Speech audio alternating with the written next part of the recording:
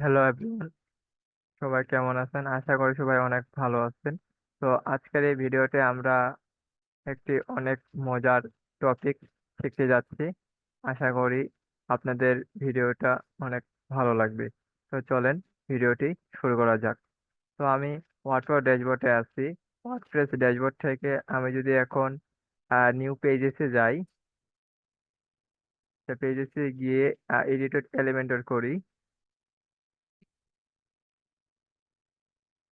আমাদের লোড নিচ্ছে একটু। আচ্ছা, আমাদের এডিটেড এলিমেন্টে ঢুকে গেলাম।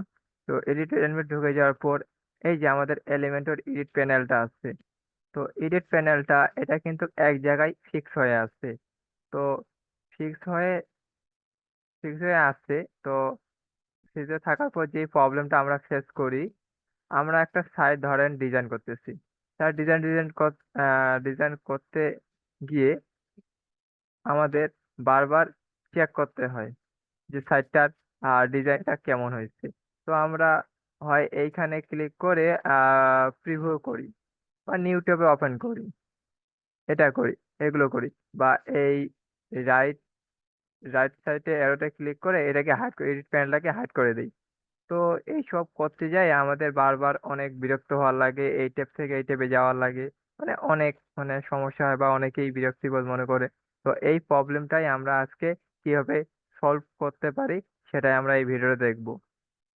তো এই প্রবলেমটা সলভ করার জন্য আমাদের একটা প্লাগইন লাগবে। তো চলেন ওই প্লাগইনটা আমরা ইনস্টল করে নিই। আমি ড্যাশবোর্ডে যাব, ড্যাশবোর্ড থেকে প্লাগইন থেকে add new plugin. New plugin থেকে এখানে আমাদের সার্চ করতে হবে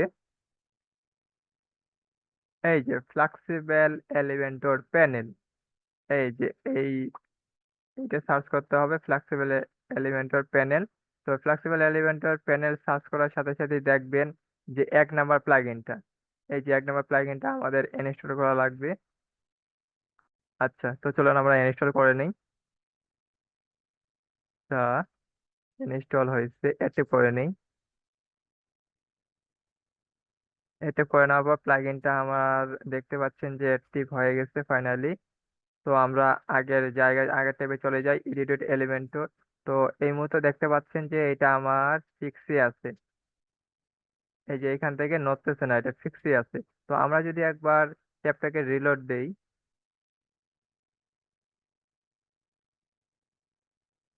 ট্যাবটা আমার রিলোড নিচ্ছে। আচ্ছা, ফাইনালি আমার ট্যাবটা রিলোড নিয়ে নিল। আচ্ছা, এখন যদি আমি এই যে এলিমেন্টর হেডিংটা আছে বা এলিমেন্টর এডিট প্যানেল হেডার থেকে যদি আমি ক্লিক করে সোয়াইপ করে এদিকে আনি, তাহলে দেখেন আমার এটা আমি যেখানে খুশি সেখানে রাখতে পারতেছি। আর আমার লেআউটটাও এইখানে আমি দেখতে পারতেছি যে আমার লেআউটটা কেমন হয়েছে। আর আমার ওই প্রিভিউ করা লাগতেছে না। আমার ওই এরোতে ক্লিক করে এলিমেন্টর প্যানেলটা হাইডও করা লাগতেছে না। এবং আমরা এই কোণায় যদি দেখি, এই কোণে ক্লিক করে ধরলে আমরা এটা সাইজ কমাইতে পারবো, বাড়াইতে পারবো।